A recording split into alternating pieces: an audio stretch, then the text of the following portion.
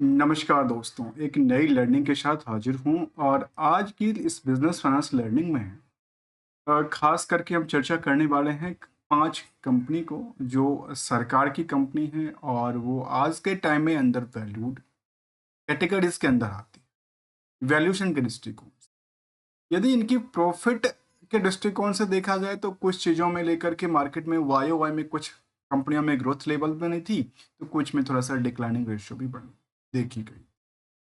ये चार जो पांचों कंपनियां हैं दिग्गज कंपनियां हैं, सरकार की है और सरकार की अलग अलग सेक्टर से जुड़ी हुई कंपनियां हैं। तो क्यों नहीं इस कंपनी को लेकर के जरा चर्चा करने की कोशिश करते हैं और आज के टाइम में वैल्यूएशन के दृष्टिकोण से क्या आंकड़ा कहती है, क्या इनका कंपनी को लेकर के जो परफॉर्मेंस लेवल अभी तक का पास्ट परफॉर्मेंस है, क्या उसके बेसिस पे मार्केट आने वाले समय में बेटर हो सकती है या कुछ और आंकड़ा तो नहीं साझा करती। साथ में एक चीज को और पे कंसंट्रेट करने की कोशिश करेंगे कि आज के टाइम में जो मार्केट का प्राइस है उस शेयर की को लेकर के, तो उसमें हम कोई टारगेट की बात नहीं करने वाला हूँ, कोई एशल की बात नहीं करने वाला हूँ, कोई आपको एडवाइजरी की बात नहीं करने वाला हूँ, लेकिन एक गोल्डन रूल को जानेंगे और साथ में ये जानने की कोशिश करेंगे कि आज के सिचुएशन में जो मार्केट का ट्रेंड है वो कहाँ तक स्थिरता बना पाती।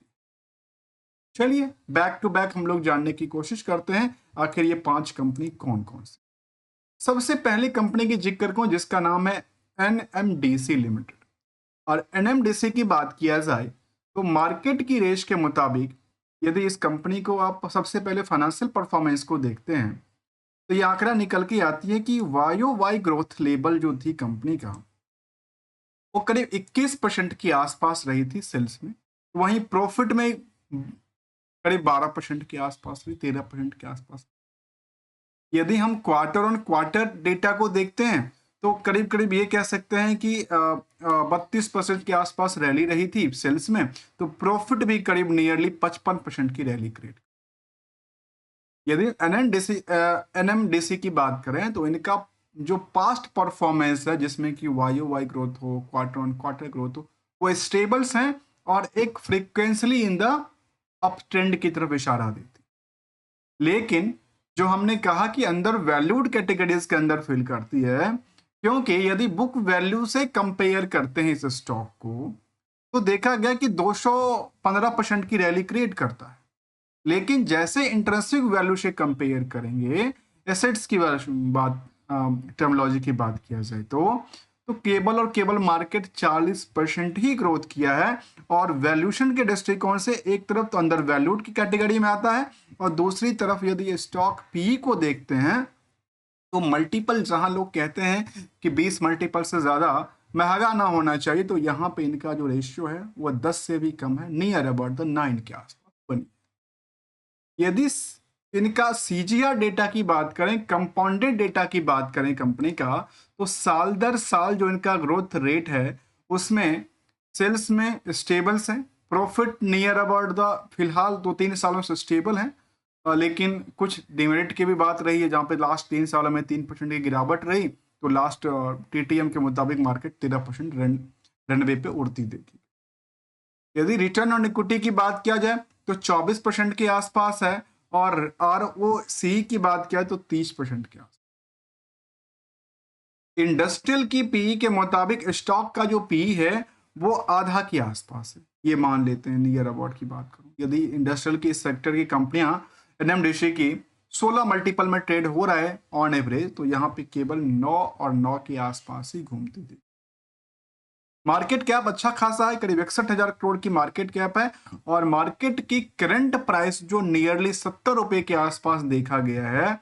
यदि इस स्टॉक प्राइस के ट्रेंड को अवलोकन करते हैं तो ये कह सकते हैं जो प्राइस ट्रेंड जो था वो 52 वीक के हाई पोजीशंस थे, आजकल 27% डिस्काउंट रेट में अवेलेबल। जबकि जो भी बॉटम टच किया है वहां से मार्केट 10% के आसपास, 10 से 15% मान लेते हैं, 15% के आसपास एक बाउंस बैक क्रिएट करती देखी गई। जबकि कंपनी की नेट इनकम मार्जिन करीब करीब 26% के आसपास बनी। यदि हम दूसरे इसमें प्रमोटर कंट्रोल जो है कंपनी में वो कर्ज अर्थात जो सरकार की कंट्रोल है वो 60% से ज्यादा है, और 10 लाख से ज्यादा इसमें नंबर ऑफ शेयर होल्डर का तादाद। दूसरी कंपनी की जिक्र करने वाला हूं जो अंडर वैल्यूड कैटेगरीज के अंदर आती है, उसका नाम है कोल इंडिया लिमिटेड। और कोल इंडिया लिमिटेड की बात किया जाए तो यहाँ पे ईयर एंड ईयर बेसिस के मुताबिक जो ग्रोथ रेट बना है, एक बड़ी दिग्गज है, मार्केट कैप काफी बड़ा है। ईयर एंड ईयर बेसिस में करीब 1% की जो सेल्स में डिक्लाइनिंग रहा, तो प्रॉफिट में 17% से ज्यादा डिक्लाइनिंग रेशियो। वहीं क्वार्टर ऑन क्वार्टर को लेकर देखा जाए तो जो ग्रोथ रेट था वो 16% की वृद्धि के साथ साथ प्रॉफिट में करीब 35% की वृद्धि दर्ज कर।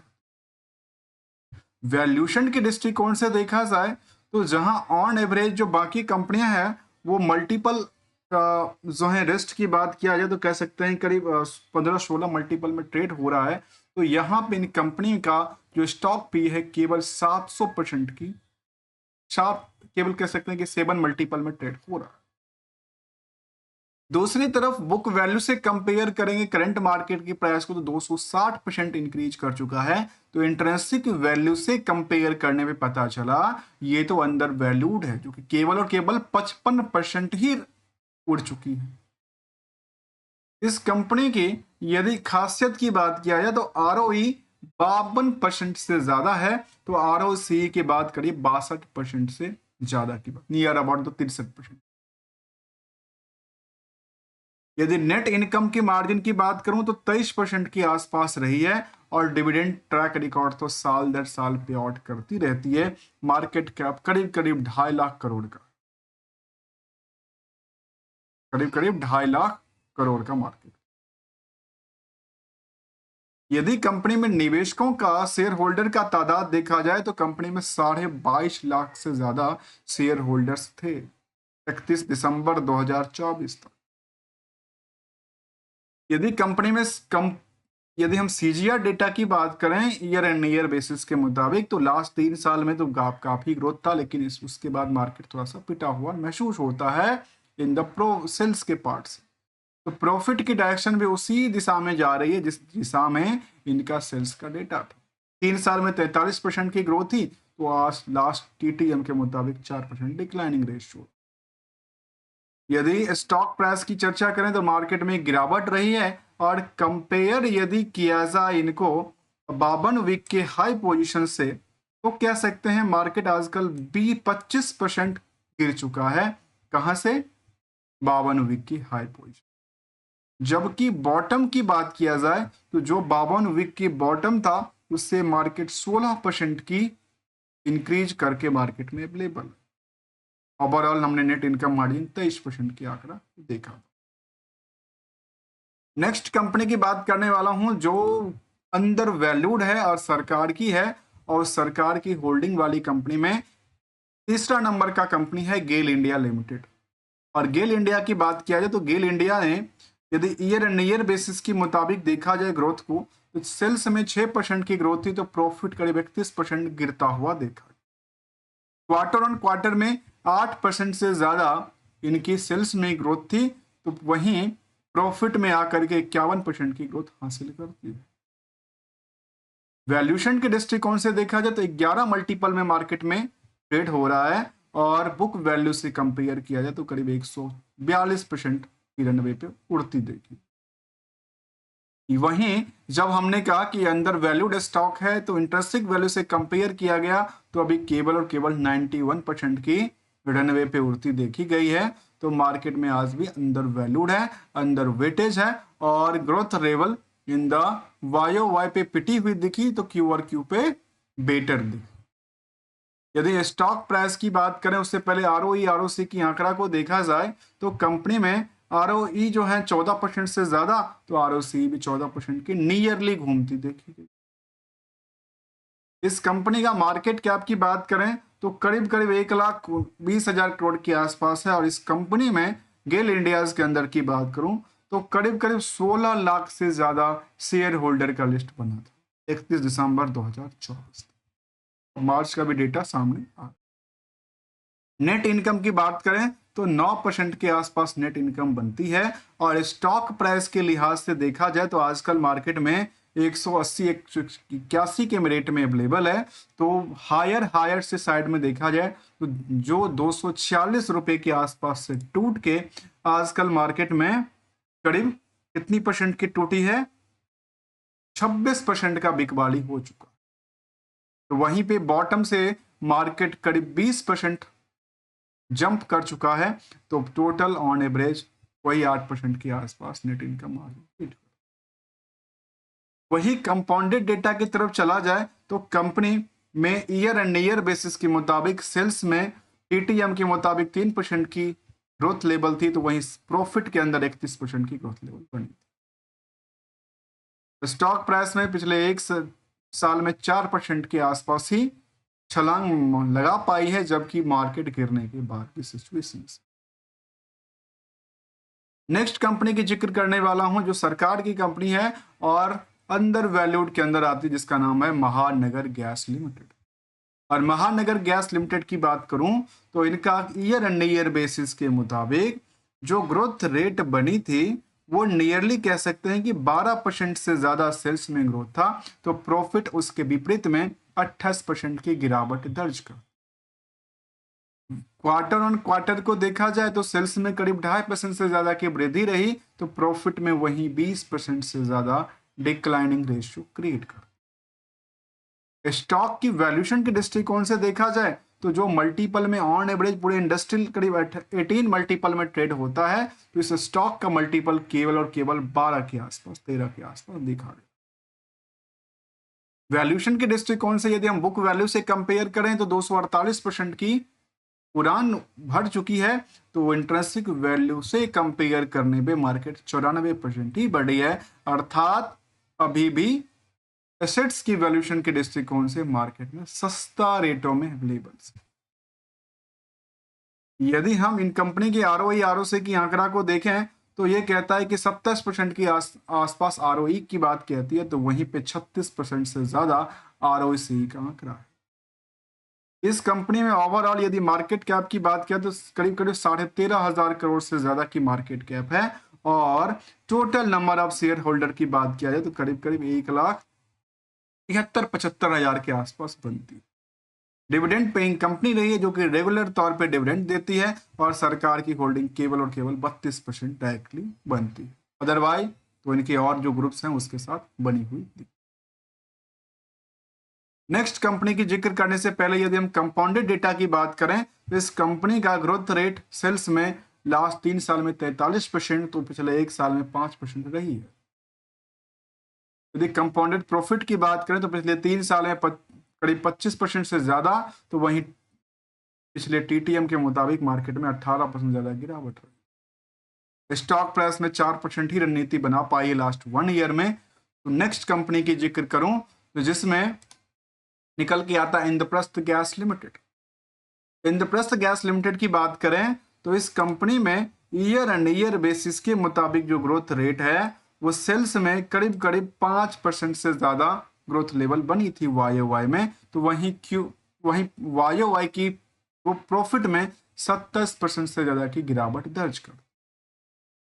यदि कंपनी की क्वार्टर ऑन क्वार्टर के डेटा की बात करें तो करीब 1.5% से ज्यादा की सेल्स में वृद्धि हुआ, तो वहीं पे जो प्रॉफिट था उसमें 33% से ज्यादा के नुकसान बुक करती पाई गई। वैल्यूएशन के दृष्टिकोण से देखा जाए तो on average near about the same है, 18 मल्टीपल में ट्रेड होता है। बट वैल्यूएशन के दृष्टिकोण से यदि आप इंट्रिंसिक वैल्यू से कंपेयर किया जाए तो इस कंपनी जिसका नाम इंद्रप्रस्थ गैस है 95% ही इंक्रीज किया है, जबकि बुक वैल्यू से मार्केट 300% से ज्यादा उड़ान भर चुकी। यदि आरओई आरओसी की आंकड़ा की बात किया जाए तो कंपनी 21% से ज्यादा आरओई और जो आरओसी का आंकड़ा है वो करीब 28% से ज्यादा ग्रोथ लेवल बना के रखी।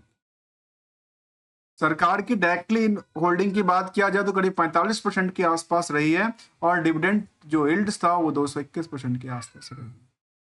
इस कंपनी का जो इंद्रप्रस्थ गैस की बात करो जिसका मार्केट कैप करीब 28,000 करोड़ के आसपास है, और नंबर ऑफ शेयर होल्डर की बात करें 3.5 लाख के आसपास। नेट इनकम मार्जिन 10% के आसपास रही है। तो करंट मार्केट की प्राइस देखा जाए तो करीब 200 रुपए के आसपास मार्केट में अवेलेबल है, जबकि हायर टू हायर 285 रुपए तक की स्टॉक प्राइस थी। अर्थात इसको डिस्काउंट के दृष्टिकोण से देखा जा सकता है तो मार्केट अभी करीब करीब 30% गिर चुका है 52 वीक की हाई से। और यदि आप लोअर साइड से करंट मार्केट की ट्रेंड को देखा जाए तो करीब 33% की वृद्धि हो चुकी है। सीजीआर की बेसिस पे कंपनी को देखा जाए तो ग्रोथ लेवल जो था सेल्स को लेकर के लास्ट 3 साल में करीब 42%, तो पिछले टीटीएम के मुताबिक 3% रही है। वहीं पे प्रॉफिट के दृष्टिकोण से देखा जाए तो करीब 20% से ज्यादा 3 साल में, तो टीटीएम के मुताबिक मार्केट 11% टूट चुका है। स्टॉक प्राइस भी नियरली टूट चुका है। बट क्या है, परसेंटेज ऑफ जो लॉसेस था, ये कह सकते परसेंट ऑफ डिस्काउंट था, वो सभी के नियर अबाउट सेम था। और मार्केट में आजकल एक सस्ते रेट में अच्छे फंडामेंटल के साथ सरकार की होती हुई मार्केट में अवेलेबल। ये हमने आज 5 कंपनी का जिक्र किया जो कि आज के टाइम में सरकार की ज्यादातर एक ही सेगमेंट से कंपनियां हैं, गैस से रिलेटेड कंपनियां हैं, जिसमें कि चाहे वो महाराष्ट्र, चाहे महानगर गैस हो, चाहे इंद्रप्रस्थ गैस हो, चाहे गेल इंडियाज हो, साथ में चाहे कोल इंडिया हो, और साथ में एक कंपनी एनएमडीसी की बात हमने किया है जो कि आज के टाइम वैल्यूएशन के दृष्टिकोण से सस्ता है। मार्केट की ब्रेकआउट सिचुएशन में जब मार्केट सुधरेगा तो अच्छी खासी यहाँ पे पॉसिबल बन सकती है। लेकिन एक बात हमेशा कहता हूं कि हम किसी भी स्टॉक, किसी प्रोडक्ट को लेकर के कोई भी ट्रेडिंग करने की बात, ना कोई रिकमेंडेशन की बात शामिल कर, ओनली ऑन लर्निंग पर्पस पे से हमने डेटा को फिल्टर किया और आपके सामने प्रेजेंट करने की कोशिश किया है, क्योंकि कहता हूं money is everything, secure in shape for the better tomorrow. और एक सिंगल गोल्डन रूल हमेशा कहता हूं, और वो ये कहता है दोस्तों, जो मार्केट से जब हम कोई सामान घर लेके आते हैं तो यदि उनका बेस अच्छा हो, सब कुछ अच्छा हो, तो हम लंबे समय तक स्टोर करके रख सकते हैं, उसकी वैल्यूशन में कमी नहीं आएगी। यदि कुछ ऐसे प्रोडक्ट होंगे जो वैल्यूशन के दृष्टिकोण से लाने के बाद 2-4-5 दिन में एक्सपायर हो जाए तो उसकी वैल्यूएशन हमारे लिए कैपिटल का नुकसान हो जाएगा। इसीलिए प्रॉफिट देखते हुए लपेटने की आदत डालनी पड़ेगी और लगातार होते हुए लॉस को लेकर के एसएल का यूज करना ही पड़ेगा। भले ही आपकी टारगेट क्या है, भले ही आपके एसएल क्या है, वो आपके ऊपर डिपेंड है, क्योंकि अक्सर कहता हूं कि मनी आपका है, पैसा आपका, डिसीजन आपका। ओनली ऑन फिल्टर के दृष्टिकोण से हमने इसको लेके आया, समझने की कोशिश किया। सरकार के 5 ऐसी कंपनियां जो आज के टाइम अंदर वैल्यूड है, मार्केट जिस हिसाब से काम काज करेगी, हो सकता है मार्केट में एक नई अपॉर्चुनिटी क्रिएट करके दे पाए। मिलेंगे कुछ नई फिल्टर के साथ, न्यू स्ट्रेटजी के साथ, न्यू कंसेप्ट के साथ। तब तक के लिए थैंक्स फॉर द ज्वाइनिंग दोस्तों।